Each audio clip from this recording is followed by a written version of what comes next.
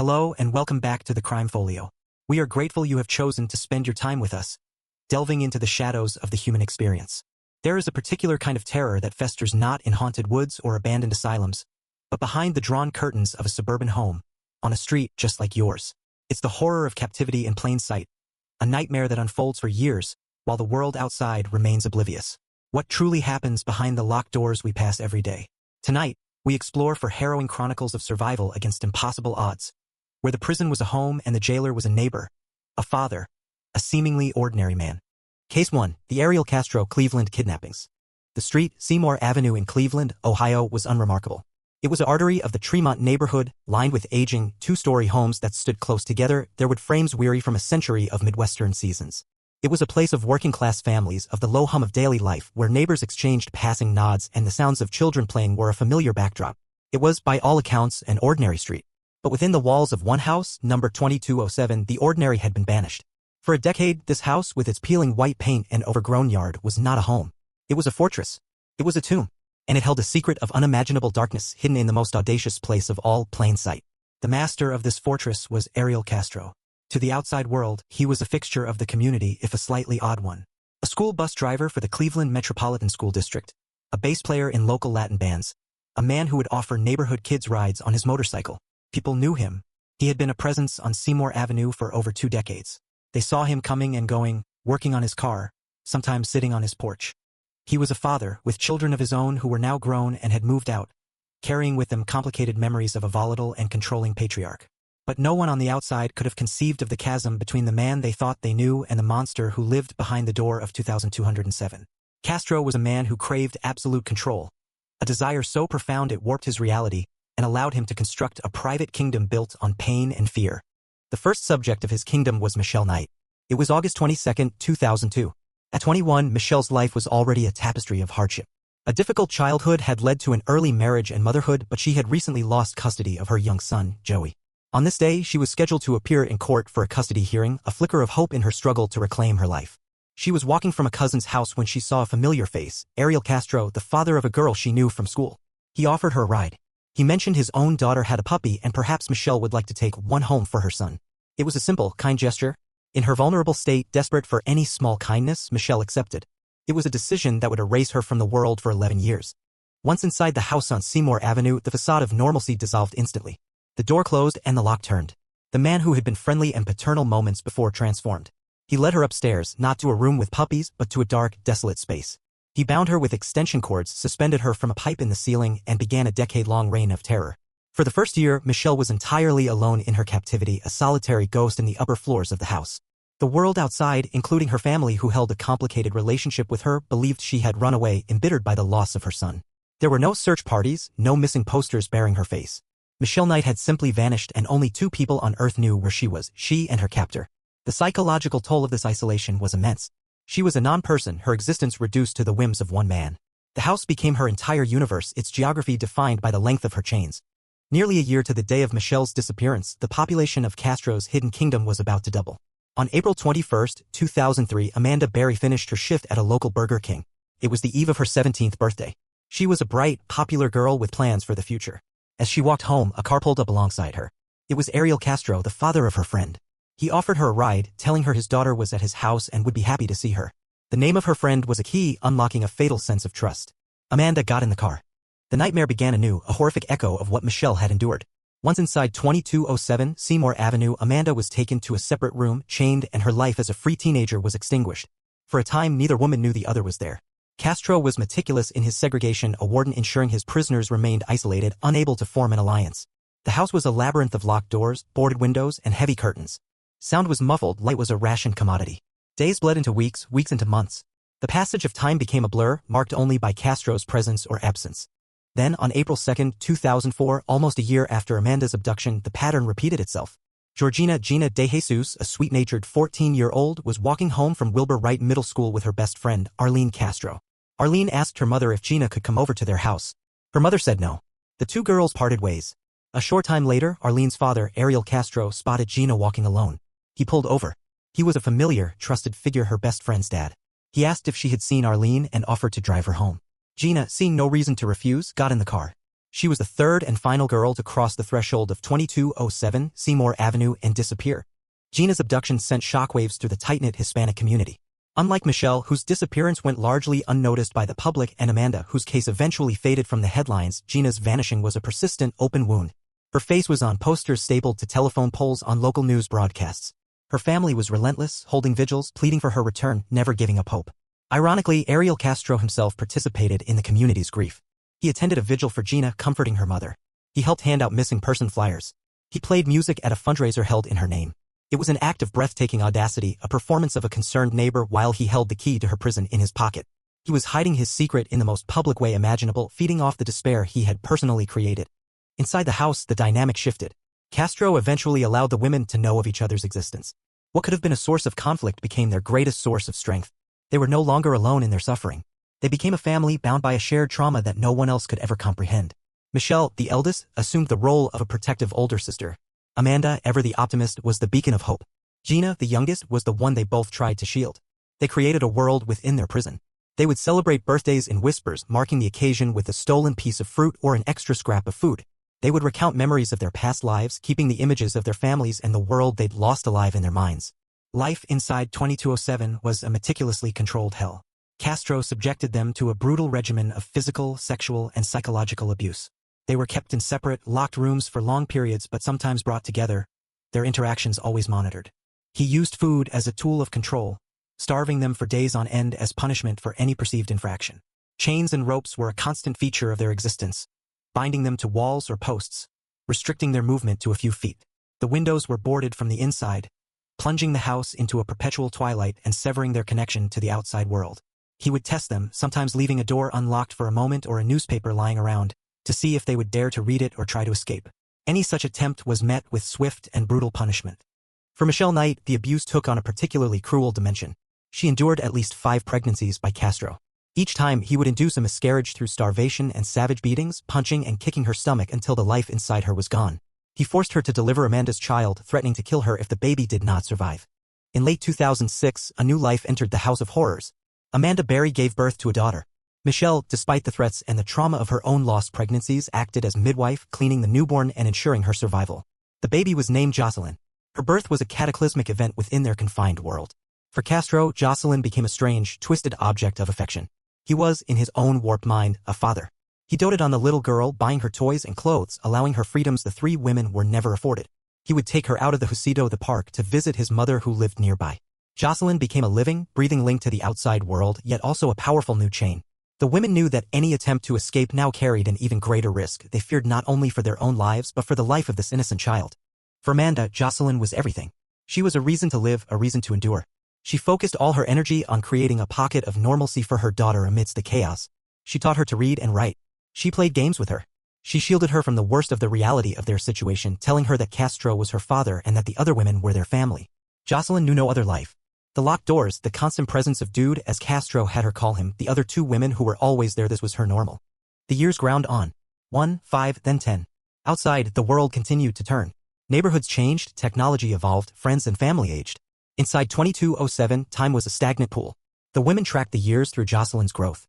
They listened to the sounds of the outside world through the walls, the rumble of traffic, the laughter of other children, the distant sirens, as if listening to a broadcast from another planet. They clung to the hope of rescue, a hope that dwindled with each passing year. Amanda's mother, Lawana Miller, died in 2006 of heart failure, a death her family believed was caused by the grief of her daughter's disappearance. She died never knowing that her daughter was alive, just a few miles away. Then came Monday, May 6, 2013. It began like any of the thousands of days before it. Castro had left the house to get food. But on this day, he made a mistake. It was a small oversight, a single lapse in a decade of calculated vigilance. He had locked the main front door, the heavy storm door. But he had failed to lock the interior door, the big door, as the women called it. He had left it unlatched. Amanda Berry, now 27 years old, was in a downstairs room with her 6-year-old daughter, Jocelyn. She heard Castro's car pull away. She noticed the unlocked inner door. It was a sliver of an opportunity she had not seen in 10 years. Fear warred with a primal, desperate need for freedom. She knew Castro could return at any moment. She knew the punishment for what she was about to do would be severe, perhaps fatal. But she looked at her daughter, a child who had never felt sunshine on her face without her captor present, and knew she had to try. She ran to the front door, Jocelyn clinging to her. She began to scream, pounding on the storm door with all her might. "Help me! I'm Amanda Berry. I've been kidnapped." Her screams were a foreign sound on the quiet street. A neighbor, Angel Cordero, heard the commotion. He approached the house confused. He saw a woman frantically trying to get out.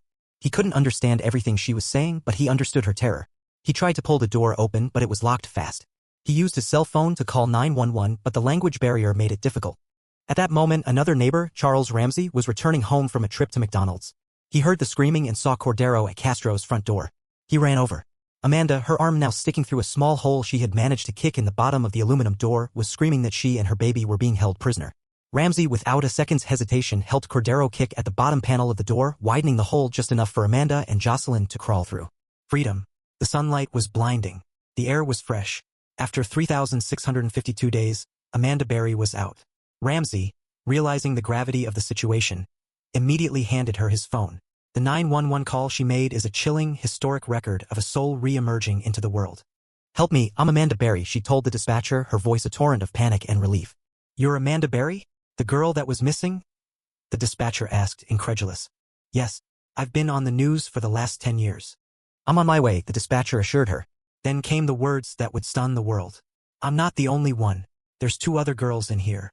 Within minutes, the quiet of Seymour Avenue was shattered by the scream of police sirens. Officers swarmed the scene, their faces a mixture of shock and disbelief as they listened to Amanda's frantic story. They approached the house with guns drawn, not knowing what they would find inside. They kicked in the now damaged front door and entered the dark, silent house. Upstairs, Michelle Knight and Gina De Jesus heard the commotion. They had been conditioned for a decade to fear any unexpected noise, to associate it with punishment. When they heard strange voices and footsteps, their first instinct was terror. They thought it was another one of Castro's twisted tests. Michelle grabbed Gina, pulling her into a room and holding the door shut, fearing for their lives. A police officer ascended the dark staircase, calling out. He pushed open the door where Michelle and Gina were hiding. A woman, pale and thin, flew into his arms. It was Michelle Knight, now 32 years old. Behind her stood Gina De Jesus, now 23. They were gaunt, blinking in the flashlight beams, their eyes unaccustomed to light, their bodies unaccustomed to kindness. But they were alive. The nightmare was over. Ariel Castro was arrested later that day at a nearby fast food restaurant. He was calm, almost passive. His kingdom had crumbled in a matter of minutes because of a single unlocked door. The investigation that followed peeled back the layers of horror at 2207 Seymour Avenue, revealing the chains, the boarded windows, the squalor, and the full extent of his depravity. The house, a monument to a decade of stolen life, was eventually demolished, razed to the ground as if to erase its stain from the earth. To avoid a lengthy and re-traumatizing trial for the women, prosecutors offered Ariel Castro a plea deal, plead guilty to 937 criminal counts, including aggravated murder for inducing Michelle's miscarriages. And he would be sentenced to life in prison plus 1,000 years with no possibility of parole. He accepted. On August 1, 2013, he was sentenced. But his time in prison was short. On September 3, 2013, just over a month into his sentence, Ariel Castro was found dead in his cell. He had taken his own life, a final, cowardly act of control, denying his victims the justice of his lifelong incarceration. But the story does not end with him. It ends with them. Michelle Knight, Amanda Berry, and Gina De Jesus, 3 women who entered that house as girls, emerged into a world they no longer recognized. They began the long, arduous journey of healing, of reclaiming the years that were stolen from them. They have done so with extraordinary grace and strength, refusing to be defined as victims but as survivors. They have shared their stories, not for fame but to give a voice to the voiceless, to remind the world that even in the deepest darkness, the human spirit's will to endure is a force that can, and did, break down the door. Case 2, The Turpin Family, House of Horrors. If the horror on Seymour Avenue was a fortress of brutal, overt malevolence, the terror that unfolded in Paris, California, was something more insidious. It was a cult of 2, a meticulously crafted illusion of family sealed not just by locks and chains but by the powerful, invisible walls of psychological and religious manipulation. From the outside, the home at 160 Muirwoods Road was a beige, tile-roofed symbol of anonymous American suburbia. On social media, the Turpin family was a portrait of eccentric, beaming happiness. David and Louise Turpin, with their 13 children, often appeared in photos from Disneyland or Las Vegas, all dressed in identical, color-coordinated outfits, plaid shirts for the boys, purple dresses for the girls. They smiled wide, seemingly a large, loving, homeschooled clan living out their own quirky version of the American dream. David was an engineer, Louise a homemaker. They renewed their wedding vows multiple times with an Elvis impersonator presiding and their children as smiling witnesses. This was the public face of the Turpin family, a carefully curated fiction designed to repel suspicion and project an image of joyful cohesion. The reality, however, was a slow-motion catastrophe of starvation, filth, and enslavement. David and Louise Turpin were the absolute sovereigns of their domestic kingdom. Their rule was absolute, their laws arcane and cruel. They had moved their ever-growing family from Texas to California, and with each move, the isolation deepened. They registered their home as a private school, the Sandcastle Day School, with David as the principal. This was a masterstroke of deception, providing a legal justification for why their 13 children were never seen at local schools, never integrated into the community. The school, of course, was a fiction. The children's education was catastrophically neglected. Most could barely read or write. They were ignorant of basic things like what medicine was, who the police were, or that there were rules outside the ones their parents imposed. Their world was governed by a bizarre and suffocating set of regulations. The family operated on a nocturnal schedule, sleeping all day and becoming active at night, further isolating them from the rhythms of the normal world. The children were allegedly allowed to eat only once a day, usually a meager meal of peanut butter sandwiches or frozen burritos, while David and Louise would eat lavishly in front of them. They would buy pies, pizzas, and other treats, placing them on the kitchen counter where the children could see and smell them but never touch them. This was not merely neglect, it was a form of psychological torture, a constant, taunting reminder of their deprivation. Hygiene was forbidden. The children were permitted to shower perhaps once a year. The house, despite its neat exterior, festered with filth and the stench of human waste. The children were often left to soil themselves where they were, as using the bathroom was a privilege that could be revoked. Punishment for any perceived infraction, from washing their hands above the wrist to taking a piece of food, was swift and severe. It ranged from savage beatings and strangulation to the most enduring form of their captivity, being chained. For weeks, sometimes months at a time, some of the children would be chained to their beds or furniture. The chains were a constant, physical manifestation of their parents' control. They would be shackled in darkened, foul-smelling rooms, the metal cuffs biting into their frail wrists and ankles. They were left in their own filth, unable to reach a bathroom, their bodies wasting away from malnutrition and muscle atrophy. The only respite from the chains was the moment their parents decided to unshackle them, an act of mercy that was itself just another tool of control. This was their existence, a cycle of starvation, abuse, and confinement, all orchestrated by the two people who were supposed to protect them. The psychological damage was as profound as the physical. The children were conditioned to be utterly dependent and fearful. The outside world was depicted as a dangerous, sinful place. They were taught that they were special, chosen, and that their family's bizarre way of life was a form of righteousness. This religious justification was perhaps the most powerful chain of all, binding their minds long after the physical shackles were removed. But even in the most oppressive darkness, the human spirit can shelter a spark of defiance. For years, some of the older siblings had whispered about escape. It was a terrifying concept, a leap into an unknown world they had only been taught to fear. They knew nothing of how society functioned. They had no money, no friends, no concept of how to ask for help. The plan was a dream, a fragile hope spoken in the dead of night. Then, slowly, it began to solidify, nurtured by two of the older daughters. They found an old, deactivated smartphone that had belonged to an older brother who had briefly managed to attend some college classes before being pulled back into the family prison. For months, they hid the phone, secretly watching videos by artists like Justin Bieber, catching glimpses of a world of freedom, movement, and joy that was utterly alien to them. The catalyst for action was a final, unbearable cruelty. The sisters overheard their parents discussing plans to move the family to Oklahoma. They knew a move would mean new locks, new routines, and a deeper isolation. It would shatter any chance of escape. More terrifying still, Louise had viciously punished one of their sisters, and Jordan Turpin, then 17, saw her mother's eyes as she choked her sibling and realized that death was a real and present danger within those walls. The whispered plan had to become a reality, and it had to be now. The risk of the unknown outside was finally less terrifying than the certainty of the horror within. The night was January 14, 2018. The plan was for Jordan and a 13-year-old sister to sneak out a window while their parents slept. The moment arrived. Adrenaline and terror coursed through Jordan. She quietly retrieved the deactivated phone, which they had discovered could still be used to call 911.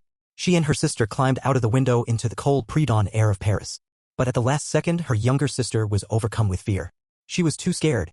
She turned back and climbed back inside the house, back into the only life she had ever known. Jordan was alone. For the first time in her life, she stood by herself in the outside world. The pavement felt strange beneath her feet. The silence of the suburban street was vast and unnerving. She had never spoken to a stranger. She had never used a phone to call for help. Her hands shaking, she dialed the 3 numbers she had memorized, 911. The recorded audio of that call is a testament to her incredible bravery and the profound isolation in which she had lived. Her voice is high-pitched, childlike, yet strangely calm and resolute. "Okay. I just ran away from home because I live in a family of 15 and our parents are abusive," she began. The dispatcher, accustomed to a wide range of calls, tried to get her location. Jordan struggled. She didn't know her full address. She had to painstakingly read it off a piece of mail she had managed to grab. She tried to explain the situation, but she lacked the words.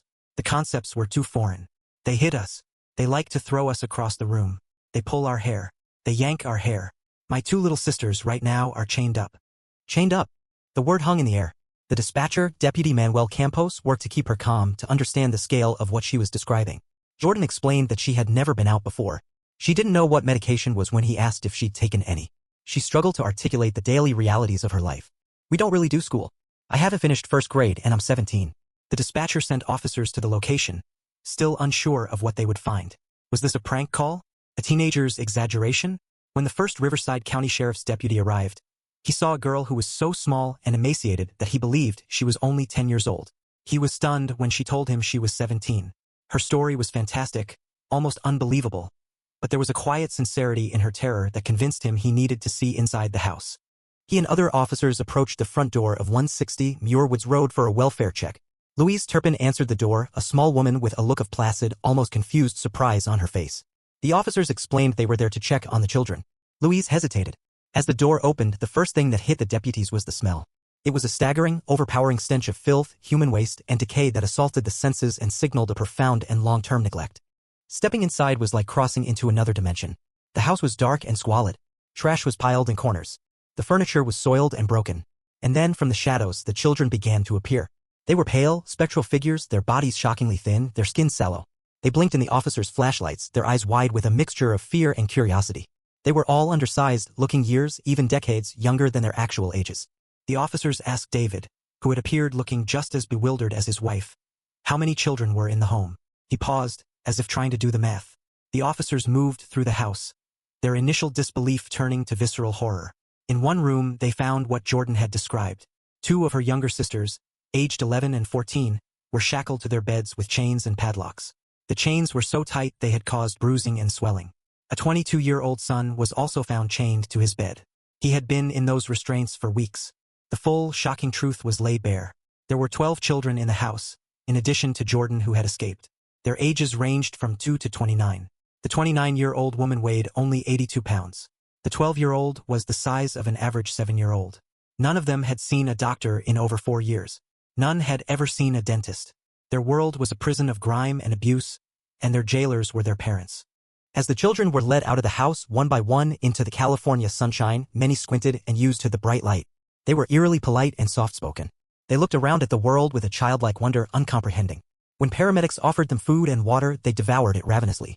David and Louise Turpin were arrested on the spot. In their initial police interviews, they seemed perplexed by the fuss. They displayed a shocking lack of awareness of the severity of their actions, offering vague justifications rooted in their own warped sense of protection and religious belief. They seemed to believe their actions were for their children's own good, to shield them from a corrupt and dangerous world. They showed no remorse, only a detached surprise that their private kingdom had been breached. The case sent a tremor of shock across the nation and the world. How could this level of abuse go unnoticed for so long in a modern suburban neighborhood? Neighbors reported seeing the children occasionally, noting their pale complexions and shy demeanor, but had dismissed it as an eccentricity of a large, homeschooled family. The carefully constructed facade had held for decades. The legal proceedings moved forward.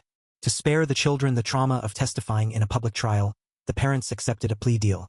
In February 2019, David and Louise Turpin pleaded guilty to 14 felony counts, including torture, adult abuse, child endangerment, and false imprisonment.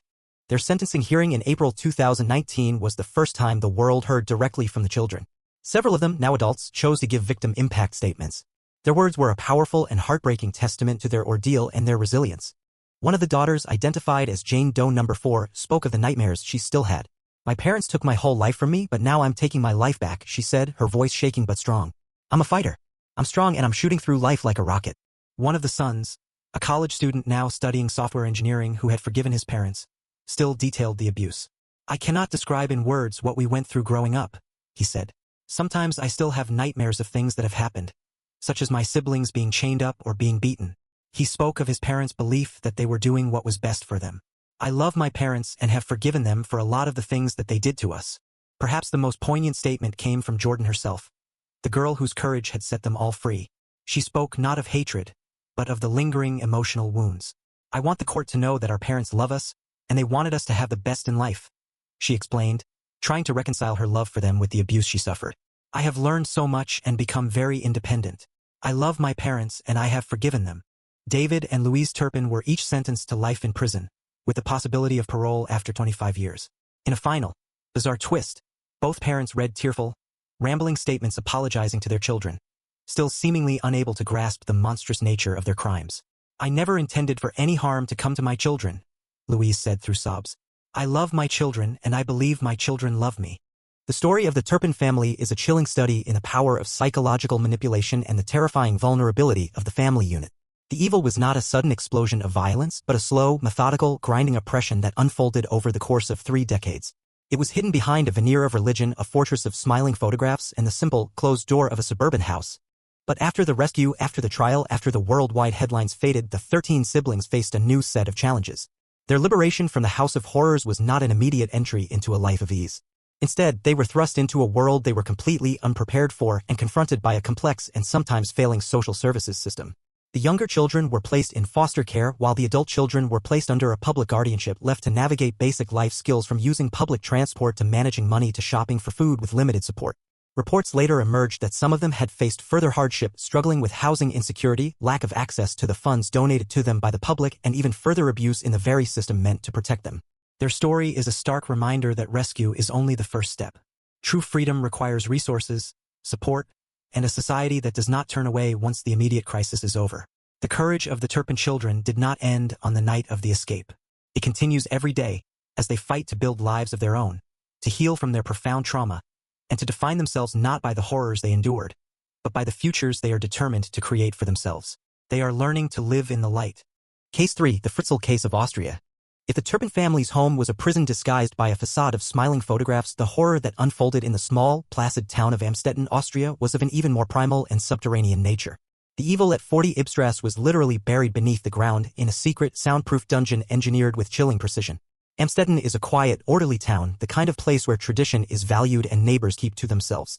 It is the last place on earth one would expect to find a story that seems ripped from the darkest corners of Gothic fiction. And at the center of the story was a man who embodied the town's unremarkable surface, Joseph Fritzl. To the outside world, Joseph Fritzl was a solid, if somewhat domineering, figure. He was a retired electrical engineer, a landlord who rented out apartments in the building he owned and lived in with his wife, Rosemary, and their family. He was a man of routine, a patriarch who demanded respect and maintained a strict household. He was 73 years old when his secret was finally revealed to the world, a seemingly ordinary pensioner who had, for decades, walked the streets of his town, had coffee in local cafes, and greeted his tenants. He was a grandfather.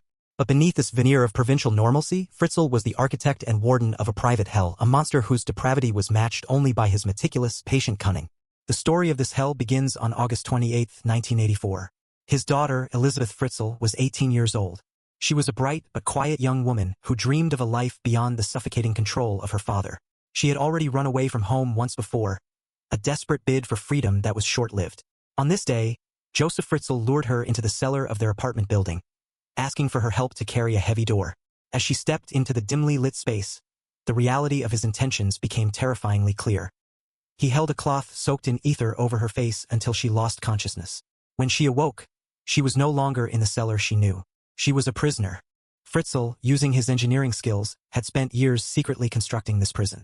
It was a masterpiece of malevolent design. Hidden behind a shelf in his workshop, a small, reinforced concrete door, secured with multiple electronic locks that only he knew the combination to, opened into a narrow passageway. This led to a windowless complex of small, damp rooms. The space was soundproofed, ensuring that no scream, no cry for help, could ever penetrate the concrete and earth to reach the world above. The air was stale, circulated by a rudimentary ventilation system he had installed. This was to be Elizabeth's world. Her universe had shrunk to a concrete box, 600 square feet of darkness, its existence known only to her and her captor. To the world above, Elizabeth had simply vanished. But Fritzl had a plan for that, too. A few weeks after her imprisonment, he forced her to write a letter. In it, she explained that she had run away, that she couldn't bear the family life any longer, and had joined a religious cult.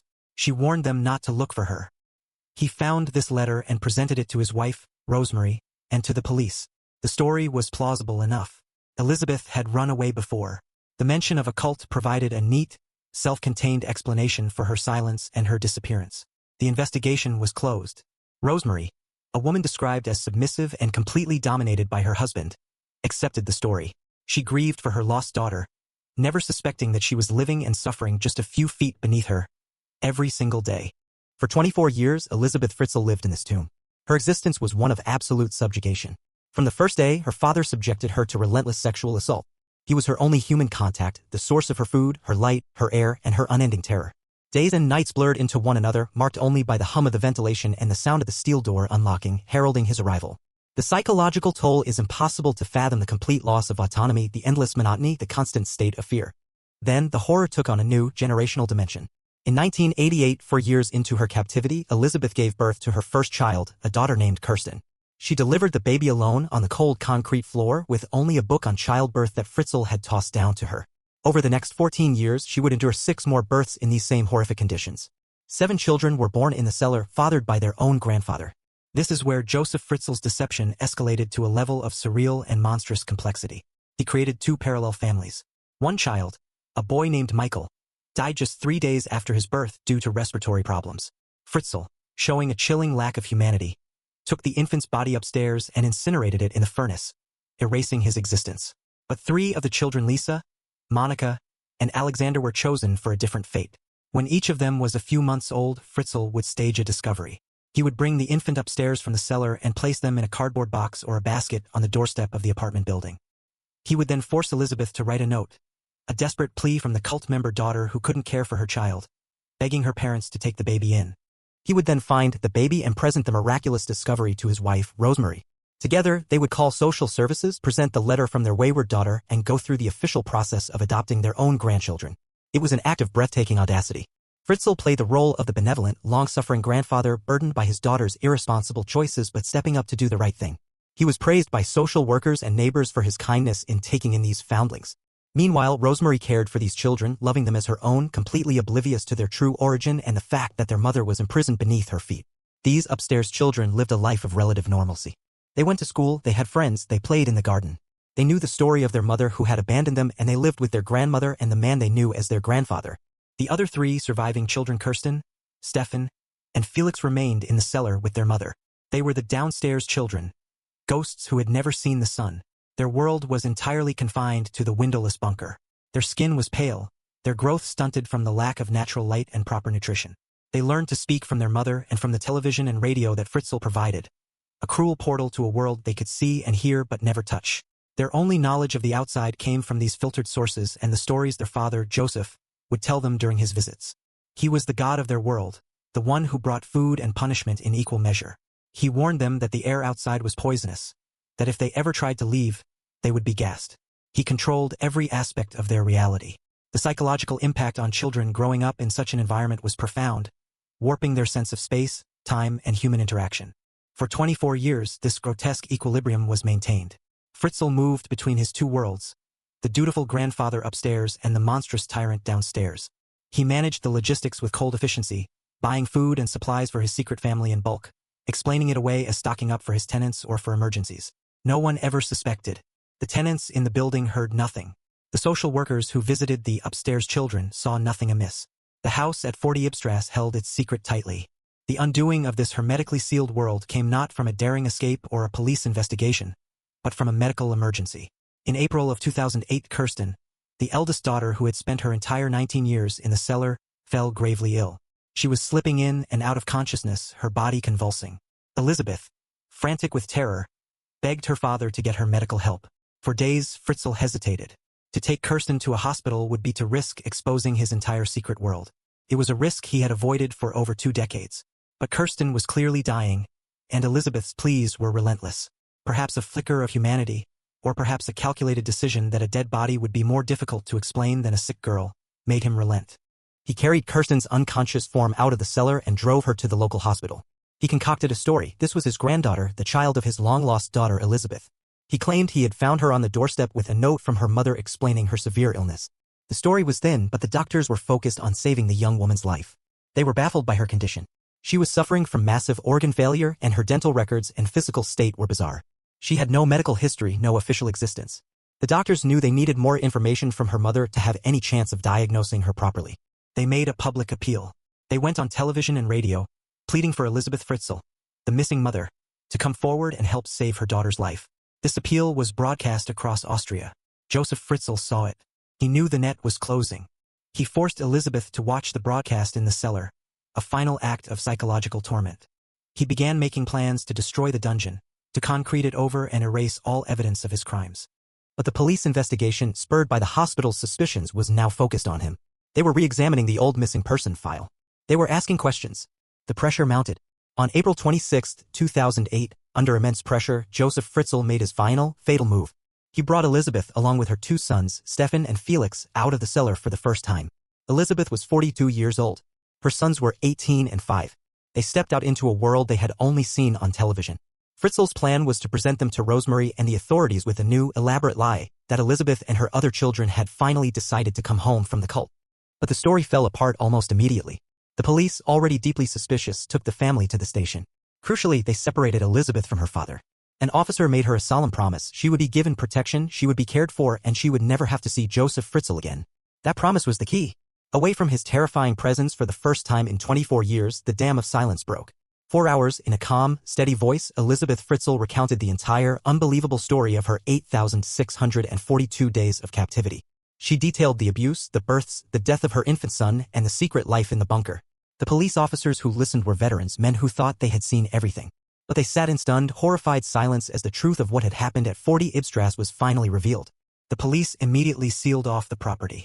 Following Elizabeth's directions, they found the hidden workshop, the shelf, and the series of locked doors. They entered the cellar. The scene that greeted them confirmed every word of her story. It was a squalid, airless, windowless prison. The case exploded into a global firestorm. The world struggled to comprehend the scale of the depravity. Joseph Fritzl was arrested and charged with a litany of crimes, including rape, incest, false imprisonment, and, for the death of the infant Michael, murder by neglect. During his trial in March 2009, he was initially defiant, showing no remorse. His defense was that he was trying to protect Elizabeth from the outside world. The most powerful piece of evidence against him was not presented in person. To spare Elizabeth the trauma of facing her father in court, her testimony was pre-recorded. For 11 hours, her image was projected onto screens in the courtroom, where she calmly and devastatingly detailed her 24-year ordeal. Faced with this irrefutable account, Fritzl's arrogance finally crumbled. He changed his plea to guilty on all counts. He was sentenced to life in a secure psychiatric institution. The family he had fractured was slowly, carefully brought back together. Elizabeth was reunited with all 6 of her surviving children, the 3 from the cellar and the 3 from upstairs. It was a reunion of 2 worlds, of siblings who had never met, who had lived lives on opposite sides of a concrete slab. They were moved to a secret location, given new identities, and placed in the care of a team of therapists and doctors. Their journey of healing would be lifelong. They had to learn to live together as a family. The cellar children had to adjust to sunlight, to open spaces, to the basic freedoms of a normal life. The upstairs children had to grapple with the monumental revelation that their grandfather was a monster. Their grandmother was a victim of his deception, and their mother had been suffering a living hell just beneath them their entire lives. The house at 40 Ibstrasse stood for a time as a grim monument to the evil it had concealed. The cellar was eventually filled with concrete, permanently sealing the tomb. The story of Joseph Fritzl remains one of the most extreme and disturbing cases of captivity ever recorded. It is a chilling testament to one man's capacity for calculated, long-term cruelty and the terrifying possibility of a monster living behind the mask of an ordinary neighbor. It demonstrates how a family, a community, and a system can be fooled by a carefully constructed lie, allowing an abyss to open up and swallow lives right in plain sight. Case 4. The kidnapping of Natasha Kampusch. While the horrors in Cleveland, Paris, and Amsterdam involved multiple victims, a twisted semblance of family life, and years of compound trauma, the story of Natasha Kampusch is a study in solitary confinement and the intense, suffocating psychological duel between a single captor and his single victim. Hers was not a case of hidden in plain sight domesticity, but of a complete and total erasure from the world.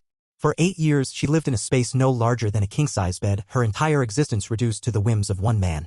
Her ordeal is a profound exploration of the resilience of the human psyche and the complex, often misunderstood, relationship that can form under conditions of absolute dependency. The story begins on a cold morning in Vienna, Austria, March 2, 1998.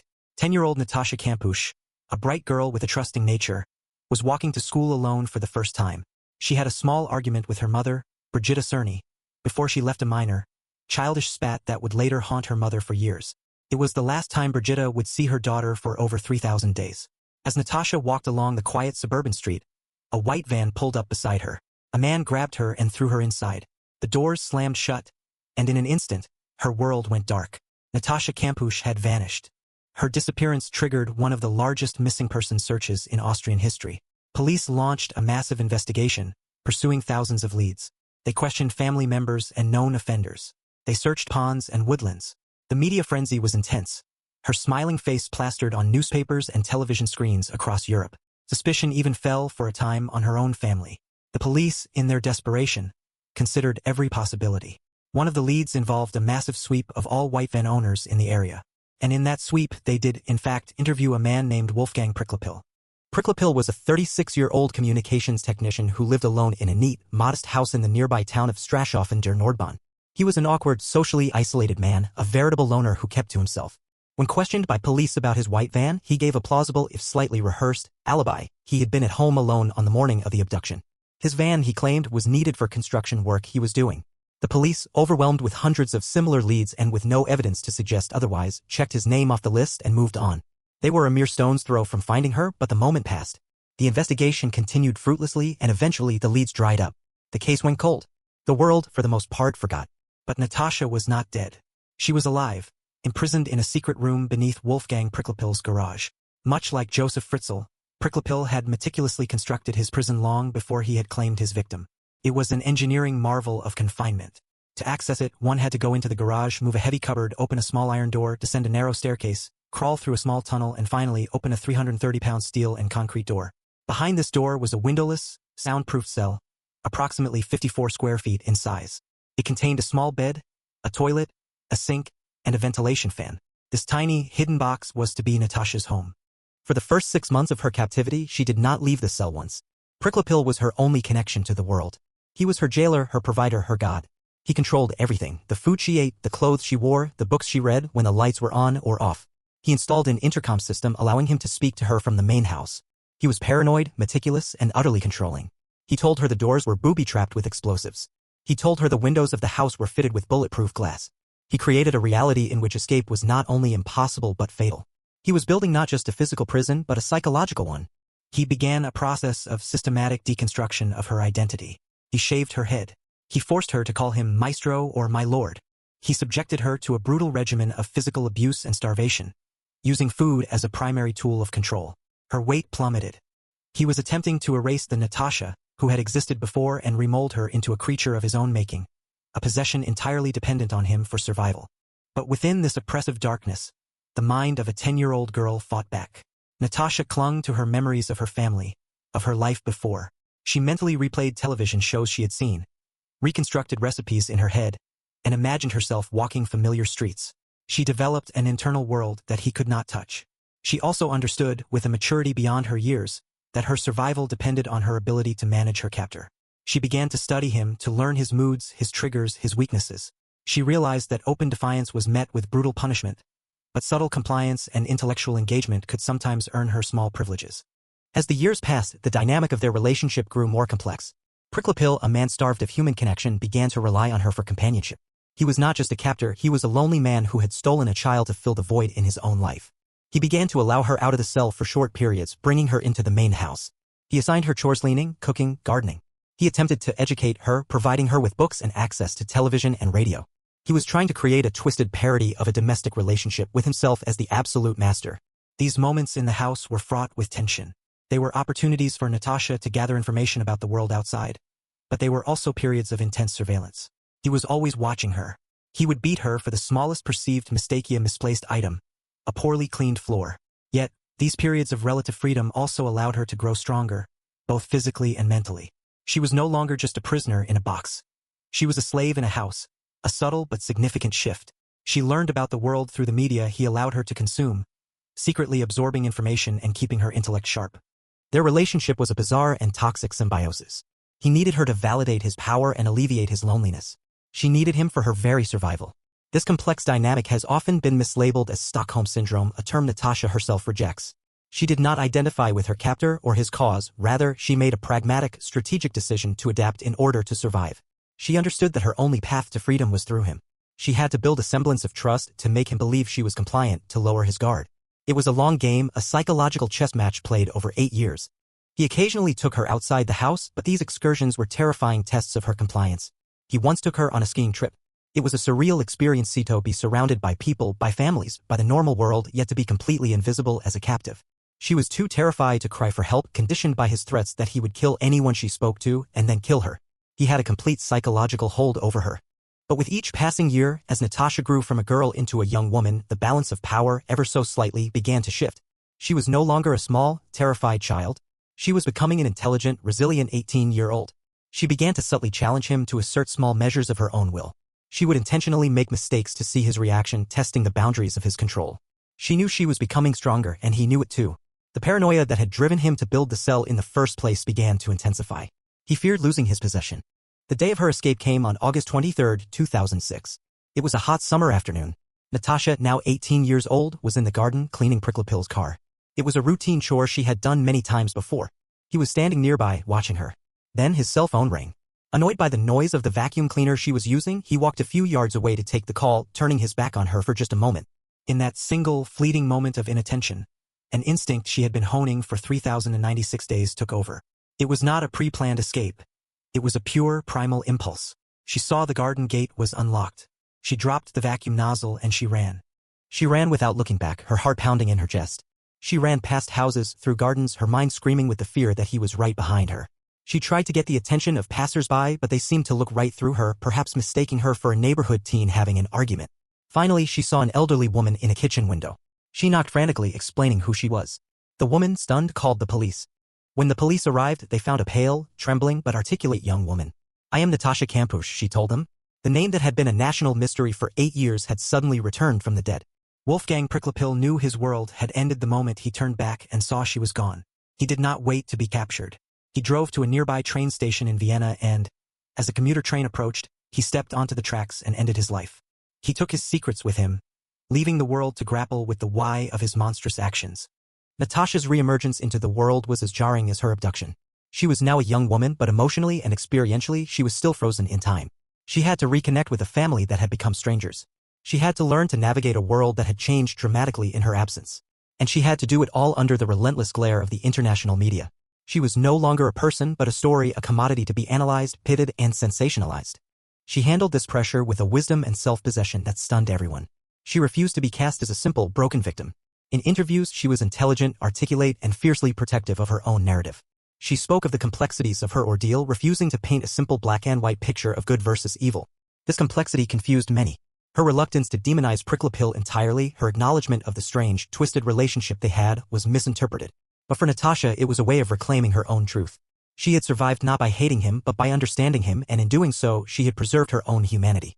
In a move that bewildered the public, Natasha eventually took ownership of the house in Strashov. For her, it was not a trophy or a grim souvenir. It was a way of taking control, of preventing it from being turned into a grotesque tourist attraction. It was a part of her story, a part of her life, and she would be the one to decide its fate. Natasha Kampusch's story is a testament to the enduring power of the human spirit in the face of absolute isolation. She did not just survive, she strategized, she adapted, and she ultimately outwitted her captor.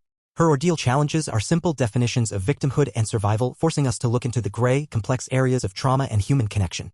She did not emerge from the darkness broken, but as the author of her own story, a woman who looked into the abyss, lived within it for 8 years, and found her own way back into the light on her own terms. These stories, though separated by geography and circumstance, are threads in the same dark tapestry. They remind us that the most terrifying monsters are not creatures of fantasy, but human beings who look just like us. They reveal the profound fragility of freedom and the chilling reality that a prison can be built anywhere, even in a loving home, on a quiet street. But more than that, they are monuments to the incandescent strength of the human will. Michelle, Amanda, Gina, the Turpin siblings, Elizabeth, and Natasha are not defined by the locks and chains that held them.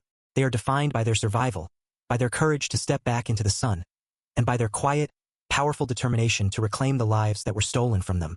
They remind us to look closer, to listen harder, and to never underestimate the darkness that can hide in plain sight, or the light that can endure within it. Good night and sleep well if you can.